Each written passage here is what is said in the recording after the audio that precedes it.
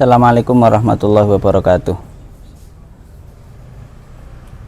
Pemirsa yang dirahmati Allah, sebagaimana telah kita ketahui bahwa Islam, agama kita semua, mempunyai dua hari raya yang resmi, yaitu Idul Fitri dan Idul Adha. Kedua hari raya tersebut jatuh setelah ibadah yang dilakukan dengan berat.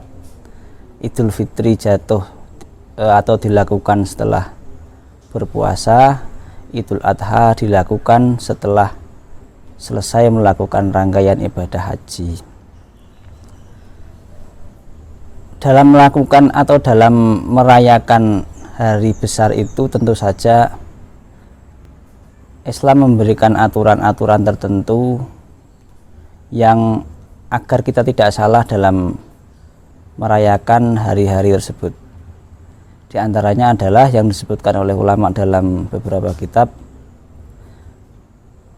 menghidupkan malam Idul Adha atau Idul Fitri dengan berbagai macam ibadah atau berbagai macam taqarrub ilallah, seperti yang disebutkan dalam suatu hadis, man ahya lailatayil aid ay idul fitr wa idul adha lam yamut qalbuhu yauma tamutul qulub atau kama qala bihi sallallahu alaihi wasallam.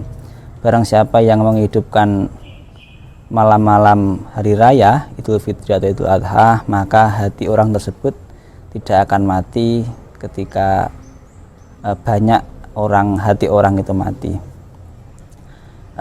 Para ulama dalam menjelaskan hal tersebut berbeda pendapat. Ada yang mengatakan bahwa untuk dapat dikatakan sebagai menghidupkan malam Id adalah dengan menghidupkan sebagian besar malam tersebut dengan kegiatan ibadah.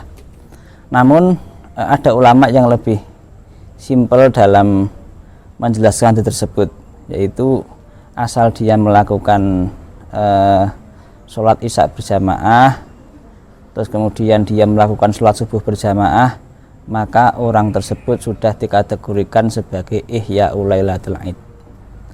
Karena berdasarkan dari hadis bahwa ada hadis yang menyatakan bahwa barang siapa yang sholat isya berjamaah, maka ia telah menghidupkan setengah malam. Barang siapa yang sholat subuh berjamaah, maka ia telah qiyam sebagian malam. Artinya jika subuh dan isya dilakukan setelah berjamaah, maka sama halnya ia telah qiyamul lail sepenuhnya.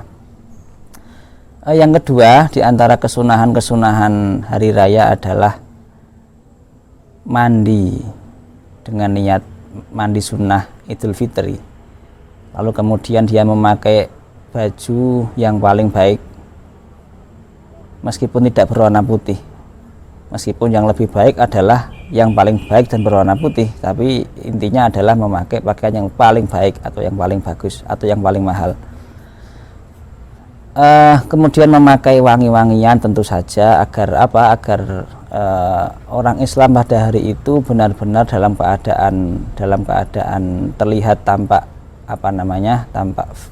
kuat dan tampak gagah. Terus kemudian setelah itu untuk Idul Fitri, sebelum berangkat ke masjid disunahkan untuk sarapan. Tidak harus makan besar, tapi bisa juga diganti dengan makan 1 atau 3 biji kurma.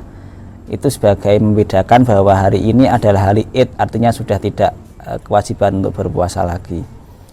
Selanjutnya ketika Idul Fitri,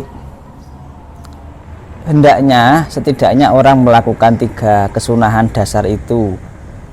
Sebaiknya apalagi para pemuda-pemudi untuk tidak terlalu euforia memperingati hari Id itu, sehingga apalagi dengan cara-cara yang tidak diajarkan oleh agama, yang justru kontradiktif dengan ajaran atau esensi dari hari raya tersebut. Saya kira itu yang perlu untuk disampaikan.